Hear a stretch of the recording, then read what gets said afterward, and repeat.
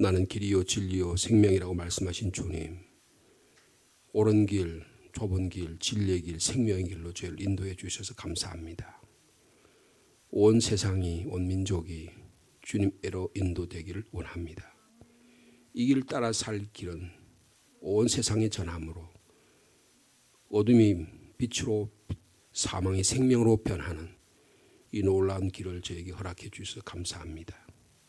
주 예수로 말미암아 얻어지는 이 생명의 길을 저희가 얻었사오니 이 귀한 거 우리만 누리지 않게 하시고 우리의 가족, 이 상주 땅 온 열방에 이르기까지 이 복음의 역사가 일어나도록 생명의 빛을 비추는 저희들이 되게 하여 주옵소서. 이 진리의 길 걸어가는데 방해하는 많은 악한 세력들이 많고 우리를 방해하는 세력들이 많지만 성령님의 도우심으로 한 걸음 한 걸음 그 길 걸어가기를 원합니다. 오늘도 거룩하고 성결한 삶을 살아가기를 원합니다. 저에게 말씀해 주시고 깨닫게 하시고 회개할 것 있으면 회개하는 용기와 결단이 있도록 주께서 은혜를 베풀어 주시옵소서. 오늘도 그 길 걸어가는 위에서 귀한 교회를 세우시었사오니 하나님의 교회를 통해서 생명의 구원의 역사가 일어나도록 주께서 축복하여 주옵소서.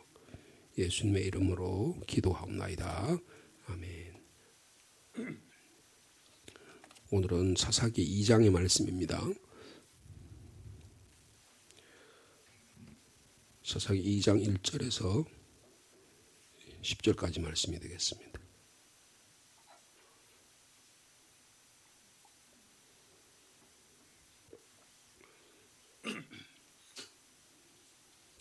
사사기 2장 1절 말씀 제가 먼저 받들겠습니다.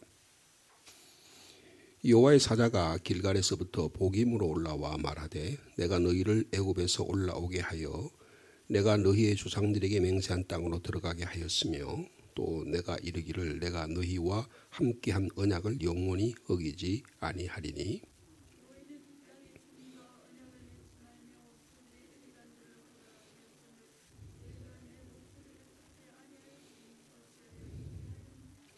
그러므로 내가 또 말하기를 내가 그들을 너희 앞에서 쫓아내지 아니하리니 그들이 너희 옆구리에 가시가 될 것이며 그들의 신들이 너희에게 올무가 되리라 하였노라.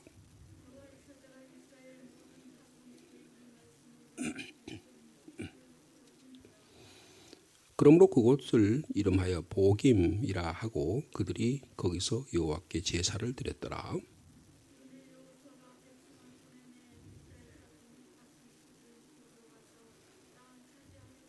백성이 여호수아가 사는 날 동안과 여호수아 뒤에 생존한 장로들 곧 여호와께서 이스라엘을 위하여 행하신 모든 큰 일을 본 자들이 사는 날 동안에 여호와를 섬겼더라.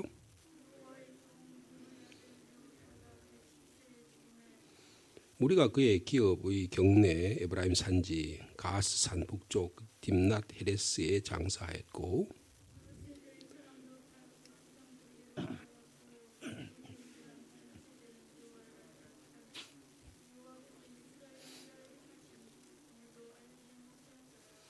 아멘.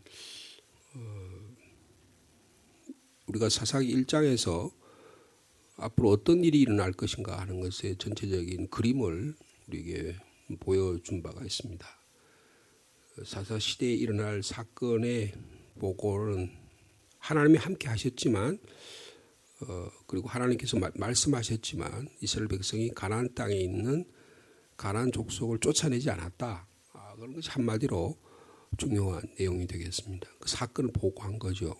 사실 내용들을 앞으로 이런 일이 일어날 거다. 이런 것들을 말씀한 것이죠. 근데 오늘 이제 2장은 어떤 3장 6절까지 어떤 내용이냐면 1장에 대해서 그게 왜 그런 일이 일어나느냐고 하는 하나님 말씀, 또 다르게 말하면 신학적인 의미, 배경 이런 것들을 자세히 설명해 줍니다. 그리고 나서 이제 3장부터 본격적으로 사사들의 활동 그리고 왜 이런 활동들이 어떤 활동을 하는가 그런 내용들을 자세하게 그 시대마다 지파마다 나타나신 보여주신 하나님의 종들을 통해서 어떻게 역사하셨고 주님께로 돌아오게 했고 또 그 이스라엘 백성이 어떻게 하나님부터 멀리 떨어졌던가 그런 내용들을 하나하나 설명을 하고 있는 것입니다.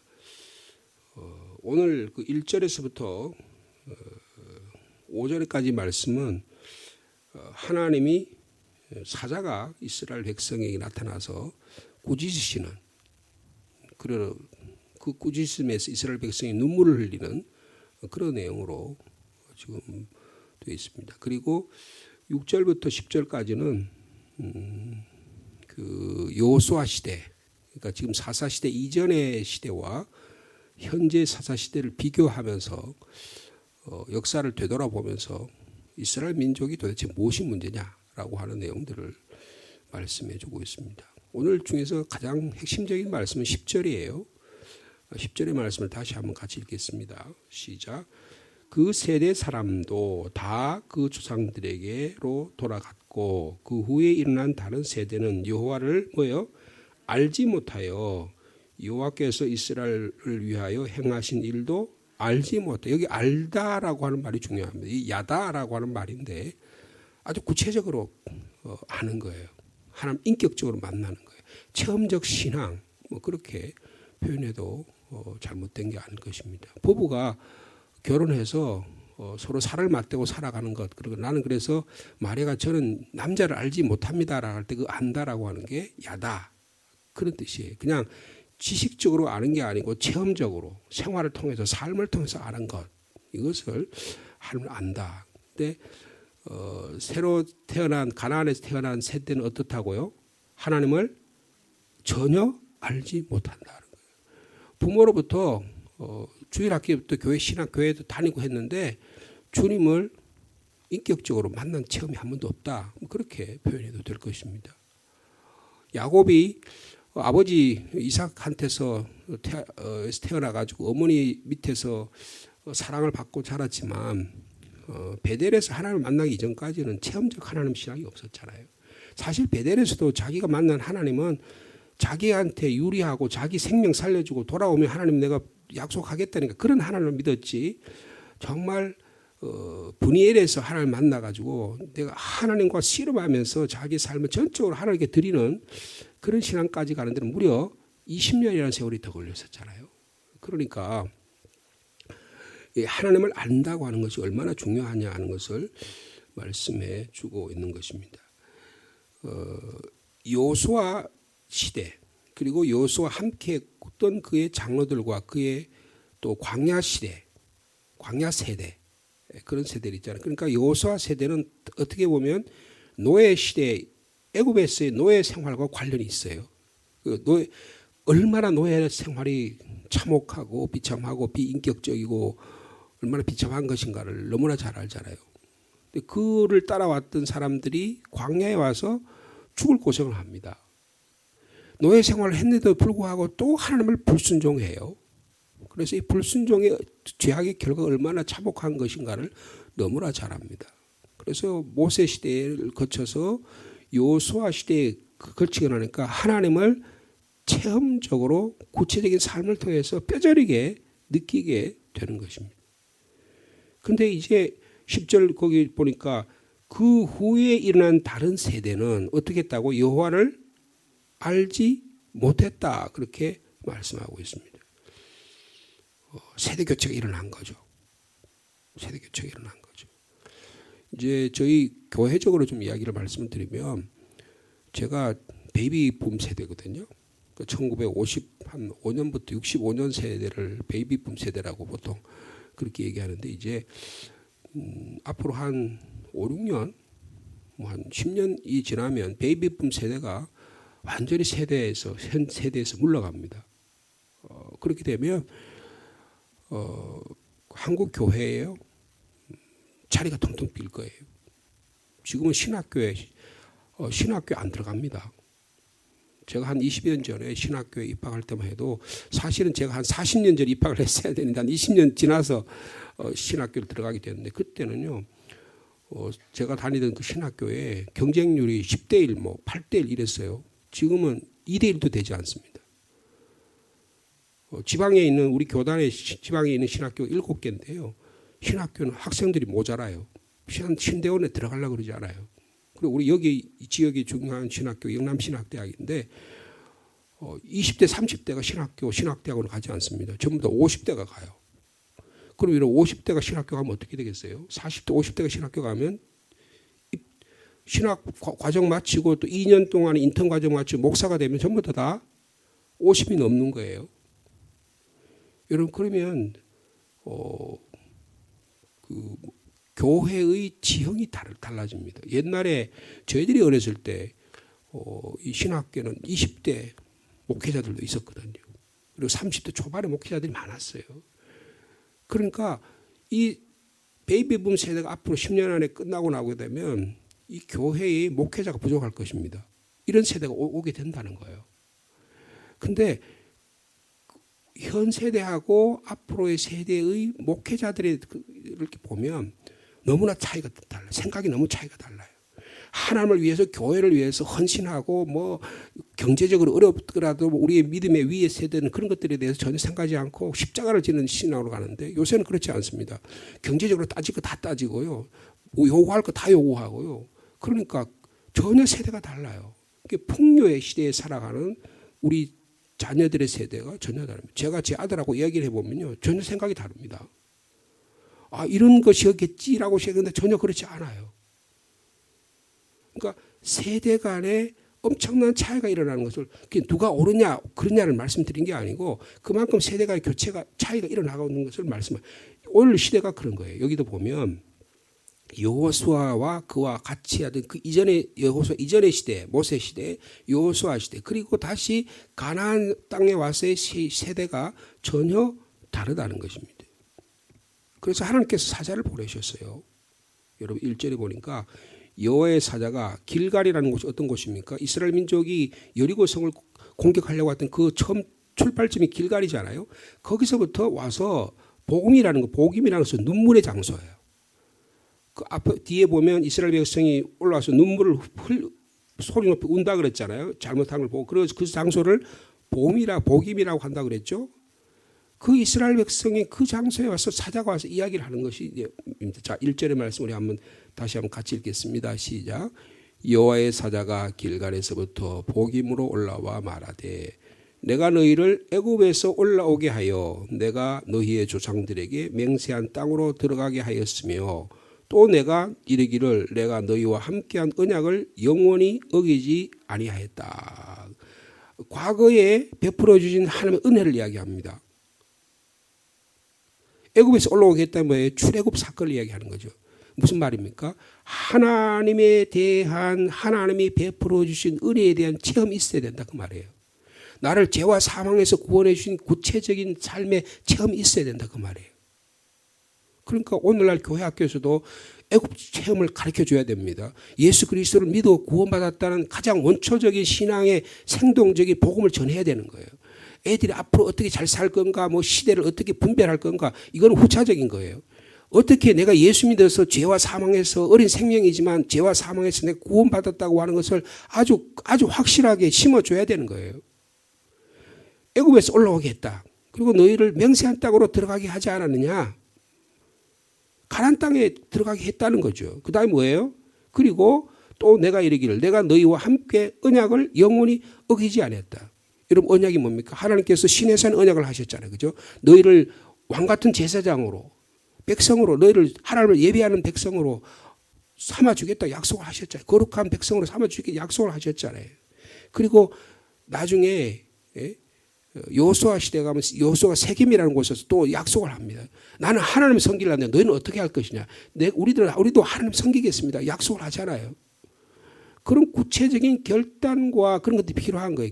우리 개인적으로 말하면 내가 예수 믿어서 구원받았다고 하는 것을 신앙 고백을 통해서 고백하고 그 다음에 세례를 받고 입교를 해서 구체적인 신앙적인 체험이 있어야 된다는 거예요. 제가 독일에 있을 때 그 독일에 있는 교회를 우리 한인교회가 불려서 사용했는데 지금도 아마 그렇게 저희들이 그 교회가 그렇게 섬기고 있는 걸로 알고 있는데요.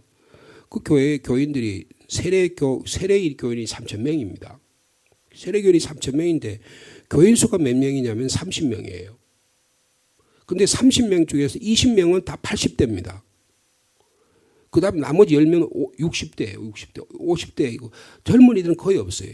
근데 가끔 젊은이들이 교회에 나타납니다. 근데 그 사람 애들은 전부 다 15세 이하예요. 그런데 15세 이하가 뭐 하려고 나타나냐면 입교 받으려고 나타난 거예요.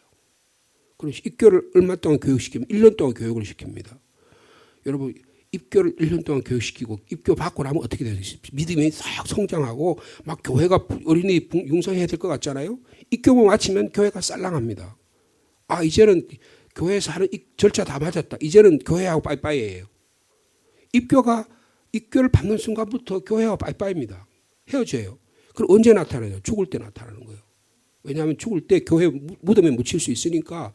그러면 그렇게 해서 자기의 생애의 리듬을 교회하고는 어릴 때 부모로부터 유아 세례 받거나 그다음에 커가지고 입교 받고 나서는 그게 교회 생활 전부예요. 앞으로 한국 교회가 그렇게 되지 않으리라는 법이 없습니다. 교회 학교가 점점 줄어들잖아요. 자연적인 현상으로 해서 우리 세대들이 점차적으로 결혼 연령이 늦어지잖아요. 저희 딸이 지금 30대 중반인데 이제 애 하나를 낳았으니까 옛날에 비하면 한 10년 이래야 지나가 애를 놓으니까 애를 키우기 얼마나 힘들겠어요. 20대 애 키울 때하고 30대 중반에 애 키울 때 얼마나 힘들겠어요. 여러분 이 세대 간의 감격이 너무너무 차이가 나는 겁니다. 그러니까 지금 하나님께서 약속해 주신 신의 산 언약 세겜 언약 했는데 그렇게 내가 약속해 주고 의뢰를 베풀어 줬는데 그러면서 너에게 뭐라고 말했냐? 그 약속을 이행하라고 말했지. 그게 뭐예요? 두 가지 하나님께 부탁한 거예요. 자, 2절 말씀 읽겠습니다. 시작. 너희는 이 땅의 주민과 언약을 맺지 말아라. 그리고 그들의 제단들을 헐어라. 내가 그렇게 말했지만 너희가 내 목소리를 듣지 약속을 지키지 않았다는 것입니다. 왜 약속을 지키라는 거예요? 그래야 가나안 땅에 들어가서 하나님의 백성으로 예배하는 삶으로 하나님과 관계 속에서 거룩한 삶을 살아가니까. 여러분 앞으로 우리 세대가 어떻게 될 것 같아요? 하나님과 제가 아까 독일의 교회를 경우를 말씀을 드렸는데 세례교인이 3,000명인 교회, 루터교회는 세례교인이 3,000명이면 한 교구가 됩니다. 독일의 루터교회는 캐톨릭하고 비슷해요. 교구도 그렇게 하고요. 교구에서 다 목회자를 파송을 합니다. 그러니까 그 교구 이사를 가면 이쪽 교구에 있다가 이쪽 동네에 살다 저쪽 동네로 살면 교적을 이적을 하게 돼 있어요. 그런데 입교를 받은 다음에 교회를 안 나면 어떻게 되겠어요?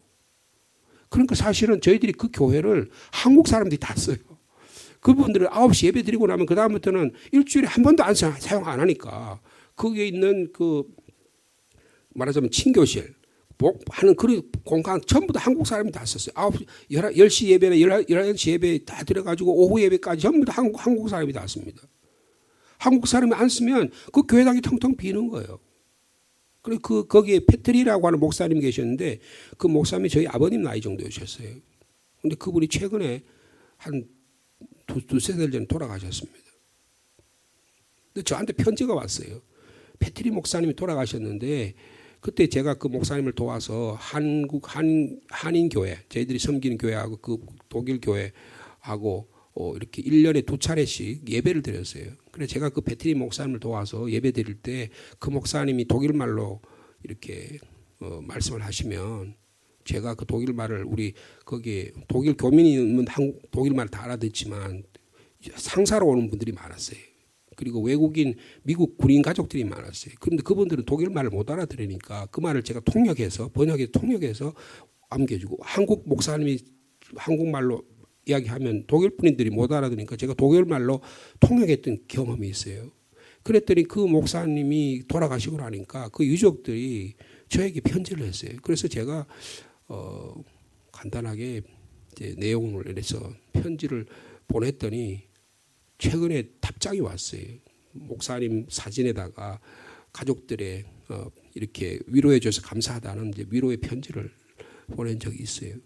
근데 그 목사님이 시대하고 지금의 시대는 너무 다른 거예요. 그래서 그 목사님 제가 기억해요. 제가 그때 공부를 하고 있었으니까 영국의 유명한 아놀드 토인비라고 하는 역사학자가 있어요. 역사학자가 쓴 책을 이제 독일 말로 번역된 책을 저에게 전달하면서 제가 그쪽 분야의 공부를 한다니까 그 책을 주면서 그 다음에 또 이 독일의 신학자 가운데 그 그 뭐라 그럴까요? 그 히틀러 시대에 항거하면서 그리고 순교한 그런 디트리 본 헤퍼라고 하는 신학자, 그분이 그 신학자의 영향을 많이 받으신 것 같아요. 그래서 그분에 대한 이야기를 많이 들려줬던 기억을 지금도 생각을 합니다. 그 후대 시대의 자녀들 점점 내려가면서 교회와 관계가 없는 거예요. 여러분, 오늘 한국의 교회가 그렇게 될 가능성이 대단히 많습니다. 하나님의 언약을 지키지 않는 거예요. 이 땅의 주민과 언약을 맺지 말라. 다시 그리고 그들의 재단들을 헐어버려라. 그런데 너희가 내 목소리를 듣지 않고 자꾸 가난한 족속들이 너희 땅에 들어와 살게 하고, 그것도 모자라가지고 니들이 그 땅에 들어가 사냐? 그러면서 그들의 말신을 섬기고 그들이 하는 돈 하고 그들이 말하는 행복을 요구하고 그들이 주장하는 것들에 대해서 뭐 노동협약 이야기하면, 그래서 인권 이야기하면서 동성애 이야기하면서, 그런데 그건 자꾸 따라가냐? 그런 이야기예요, 오늘 식으로 말하면. 그래서 하나님께서 3절 말씀만 보십시다. 어떻게 하셨어요? 그게 지금 너희들이 지금 현재 이렇게 해서 너희들이 쫓아내지 못하는 이유가 바로 이거야. 자, 그러면서 말씀은 3절입니다. 시작. 그러므로 내가 또 말하기를 내가 그들을 너희 앞에서 쫓아내지 아니하리니 그들이 너희 옆구리에 가시가 될 것이며 그들의 신들이 너희에게 올무가 되리라. 왜 우리가 왜 하나님 저 사람들을 못 쫓아내죠? 어저께 우리가 봤죠. 단이라고 하는 족속들은 오히려 아모리 족속에 쫓겨가지고 산지에서 몰려가지고 꼼짝달싹도 못하다가 그것도 안 되니까 저 북쪽으로 가지고 도망을 갔어요. 그래서 뭐 성교 신학자들 또 이상한 신학자들이 있어요. 이 단 족속들이 옮겨가지고 막 가서 해서 뭐 우랄 알타이 산맥을 거쳐서 한국으로 왔다 뭐 이렇게 회개한 신학을 이야기하는 사람들도 있어요. 여러분, 그런 거 믿으면 안 됩니다. 자, 근데 이렇게 해가지고 오히려 너희들의 하나님과의 언약을 맺지, 약속들을 기억하지 않고 체험적 신앙을 버려버리니까 하나님의 말씀의 언약을 지키지 않으니까 내가 그들을 너희 앞에 쫓아내지 않게 했다. 이렇게 말씀하시는 거예요.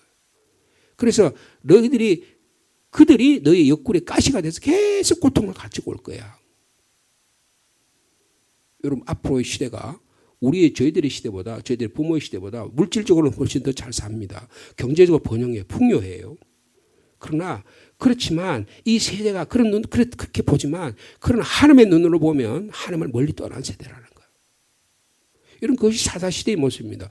여러분, 저희들이 사사기를 말씀을 묵상하면서 오늘의 시대와 잘 비교해 볼 수 있는 지혜가 있기를 바랍니다. 사사시대가 오늘의 시대라고 볼 수 있어요. 풍요의 시대입니다. 우리가 물질이라는 가난의 문화에 들어가요. 가봤더니 거기가 말이에요. 뭐 얼마나 좋은지, 풍요한지. 그리고 성곽이 잘 정돈되어 있는지 광야에 생활하는 전혀 차원이 달라요. 야, 여기가 하나님 다 주신 풍요구나 싶어가지고 거기에 매몰돼가지고 하나님 다 말씀 다 잊어버리는 거야.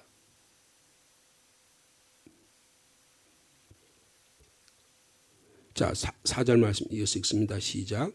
여호와의 사자가 이스라엘 모든 자손에게 이 말씀을 이름에 백성이 소리 높여 울었다. 회개한 것 같죠? 그런데 이 눈물 흘린다고 회개한 게 아닙니다. 하나님 말씀 듣고 주일날 와가지고 말씀 한번 듣고 눈물 한번 쫙 짜르면, 야, 내가 속이 시원하다, 스트레스 풀렸다고 생각하면 그 스트레스 푸는 것이지 회개한 게 아니에요.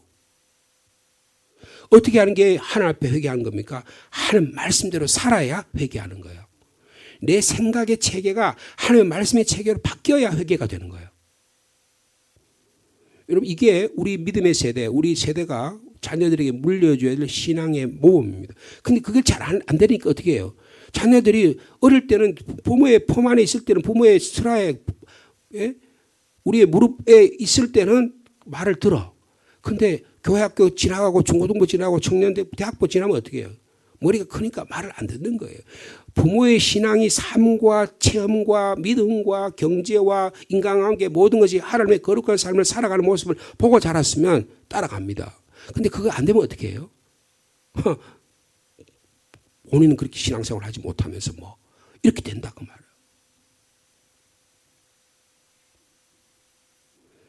여러분 보세요. 그러므로 그것을 이름하여 복임이라 하고 그들이 거기서 여호와께 제단을 쌓았어요. 그러니까 굉장히 믿음이 생활 잘하는 것 같잖아요. 이스라엘 백성이 계속 그걸 합니다. 아이고 잘못했습니다. 막 온갖 악한 짓을 다 하고 그 체험적 신앙을 다 버려버리고 그러면 또 사사가 나타나가 이스라엘 민족을 구원해 준다. 너희들 그렇게 살면 되겠어? 그러면 안 돼. 돌아오라 그러니까 막 돌아가겠습니다 하고 그다음 또 돌아오고 나서는 또 어려움이 없어지니까 또 옛날로 돌아가고 그 행동을 계속해서 반복하는데 이 마지막에 사사인 시대 가면 어떻게 해요? 점점 타락해가지고 나중에는 이스라엘 민족이 분열이 됩니다. 베냐민 지파가 이스라엘 민족을 배반해요. 윤리적, 도덕적, 성적 타락이 끊임없이 지속되는 그런 시대가 그래요. 삼손 시대에 가면 삼손 자체가 윤리적, 도덕적으로 타락한 인간이 되어버리고 말아요. 여러분 오늘의 우리 시대가 이런 시대가 될 것임이 두렵습니다. 오늘 주신 말씀이에요. 하나님의 우리에게 찾아오셔서 말씀을 통해서 주의 종을 통해서 찾아와서 회개케 하십니다. 하도 회개하라도 안 되니까 선지자를 보내서 안 되니까 주님이 직접 오셔서 회개하라 천국이 가까웠다고 하는데 이스라엘 백성들이 예수님을 잡아 죽였어요. 여러분 얼마나 인간의 죄악이 완악한지 우리의 삶이 이 옛날 습관에 들어있을 때 이것을 주님께로 돌아가는 게 얼마나 어려운지 여러분 우리 몸 하나를 건강하게 만드는 게 얼마나 힘듭니까? 우리의 생각, 생활 스타일을 바꾸는 것이 얼마나 힘듭니까? 여러분 전적인 올바른 하나님의 말씀 안에 거할 때만 이런 일이 일어난다는 것입니다. 그리고 오늘 본문에 보니까 구체적으로 뭘 잘못했는지를 다 하나하나 다 작은 이야기를 하세요. 너희들이 애굽에서 너희들이 광야에서 생활했던 거 그다음에 너희들이 하나님이 너희들 통해 약속해 주신 약속들을 다 한번 기억해봐라. 그런데 너희들 왜 이 모양이야? 너희들 돌아와야지. 구체적으로 무엇을 잘못했는지를 말씀을 통해서 깨닫게 하십니다. 그리고 경고까지 해요. 너희들이 이렇게 살아가면 너희들이 살고 있는 이방 족속들이 문화가 너희를 계속 가시찌듯 찌를 거야. 너희들이 계속 고통을 당할 거야. 불순종의 삶의 결과가 얼마나 철저하게 고통스러울 건지 너희들이 체험하게 될 거야. 그러니까 아이고 그러면 안 되죠. 죄송합니다 하고 회개하는 것 같이 눈물을 흘려요. 하나님께 예배까지 드려요. 근데 또 지나고 나면 교회 안에 예배 드리고 하고 나면 세상으로 나가면 또 세상적인 삶으로 또 살아가는 거예요. 하나님 우리에게 주님께로 돌아오기를 원하십니다. 어떻게 해야 돌아와요? 하나님의 말씀을 기억하고 말씀대로 살아가는 신앙적 체험적 신앙이 필요하다는 거예요. 다시 한번 마지막 10절 말씀 같이 읽습니다. 시작. 그 세대의 사람도 다 그 조상들에게로 돌아갔고 그 후에 일어난 다른 세대는 여호와를 알지 못하며 여호와께서 이스라엘을 위하여 행하신 일도 알지 못하였더라. 여러분 하나님에 대한 신앙적 체험이 여러분 갖고 계십니까? 그 체험적 신앙을 성령과 말씀의 도움으로 날마다 새롭게 하기를 원합니다. 그런데 이게 우리한테만 있어서는 안 되고 우리의 자녀 세대에게 우리 가정을 통해서 우리 교회를 통해서 교회 학교를 통해서 이것이 계속 전승돼야 됩니다. 가르쳐져야 돼요. 체험적 신앙이 가르쳐져야 돼요. 이런 그런 의미에서 교회에서의 교육은 대단히 중요합니다. 가정에서의 신앙교육은 너무나 중요한 거예요.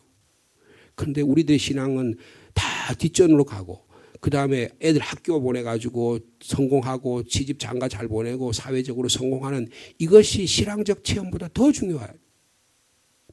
신앙적으로 알아가는 것 거기에 대해서 제대로 살아가지 못하면 질타하고 야단치고 주님께로 돌아오더라도 눈물을 흘리고 여러분 우리가 만약에 주님께로 갔을 때 이제 우리의 목숨이 얼마 남지 않았다고 본다고 한다면 우리가 어떻게 해야 되겠어요? 결단을 해서라도 신앙적 체험을 자녀에게 전달해주고 우리가 주님 앞에 가야 됩니다. 심각한 오늘의 시대에 살아가고 있다고 말합니다. 그런데 아이고 뭐 저희들이 알아서 잘하겠지. 여러분 신앙은 알아서 잘하는 게 없습니다. 회개시키고 주님께로 돌아오게 하고 체험적 신앙을 가져오게 하는 철저한 회개의 역사가 일어나지 않고는 하나님의 교회가 일어날 수 없는 거예요. 여러분 이런 주의 종을 통해서 말씀을 통해서 우리에게 이 오늘 본문의 말씀처럼 말씀하실 때 주님 앞에 진정한 말씀 안에서 회개하는 역사가 그래서 주님께로 돌아오는 그런 놀라운 은혜가 우리의 삶 속에 일어나기를 축복합니다. 하나님 아버지 주님을 알아가는 일이 얼마나 귀한 일인지를 오늘도 말씀해 주셔서 감사합니다. 이스라엘 민족은 430년 동안 노예 생활하면서 하나님께 살려달라고, 우리에게 자유를 달라고, 해방을 달라고 해서 주님께서 모세를 보내주셔서 자유를 주고 출애굽시키고 광야의 40년의 훈련을 통해서 어떻게 예배해야 되고 어떻게 하나님을 섬겨야 되는지, 하나님 말씀 중심으로 살아가는 게 어떤지를 철저하게 훈련시켰지만, 여호수아 시대에는 그 말씀을 따라서 가나안 땅을 점령하고 땅을 분배했지만, 이제 가나안 땅의 풍요를 경험하고 넓고 푸른 들을 보고 잘 조직된 그런 조직의 문화를 보고 그리고 성읍들을 보면서 지금의 사사의 시대의 세대들은 주님을 알지 못했다고 말씀하고 있습니다. 이 주님을 알지 못함으로 인해서 그들의 가난안 족속이 그들의 가시가 되고 올무가 되어서 하나님을 버린다고 말씀하고 있습니다. 하나님 아버지, 하나님 복을 주셔서 저희 민족이 5,000년 역사 가운데 가장 번영과 풍요의 시대에, 가장 편리한 시대에 살아가고 있지만 우리 신앙은 하나님부터 멀어질까 심히 두렵습니다. 이 세상의 문화가 우리 가시와 올무가 될까 심히 두렵습니다.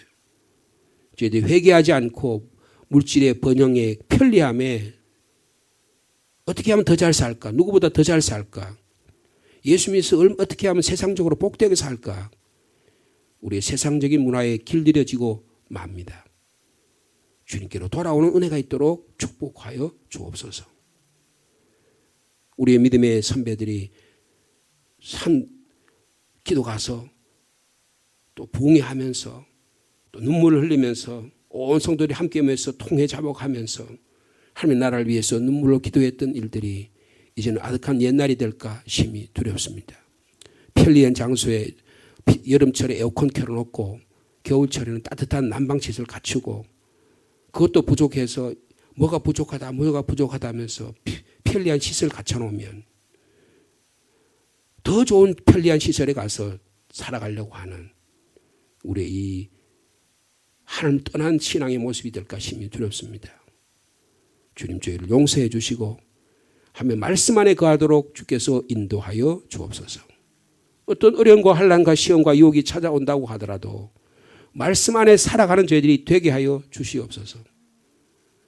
부모님들의 신앙을 이어받을 수 있는 우리 자녀들을 되게 도와주시고 교회 학교 하나님의 나라가 이 땅에 이루어진 일을 위해서 때로는 순교 길도 가고 십자가의 길도 하고 소원의 길도 받고 그렇게 살아갈 수 있는 그런 역경을 이겨내는 신앙을 하나님 허락해 주시기를 원합니다. 말씀도 예수 그리스도 없는 교회가 될까 심히 두렵습니다. 물질과 눈에 보이는 것, 손에 잡히는 것, 쾌락적으로 느끼는 것, 감각적으로 느끼는 것, 여기서 길들여질까 심히 두렵습니다. 하나님을 떠난 세대의 모습을 주님이 지적하신 것처럼 오늘 저희들의 신앙도 다시금 주님께로 돌아오는, 그래서 무릎 꿇고 주님 앞에 고개 숙이고 주님 앞에 기도하고 우리의 삶을 하나님의 말씀으로 새롭게 변화시키는 그런 삶을 살아가도록 주께서 은혜를 베풀어 주시옵소서. 태풍이 지나갔지만 이곳저곳에서 많은 피해가 있다고 합니다. 주님 불쌍히 여겨 주옵소서.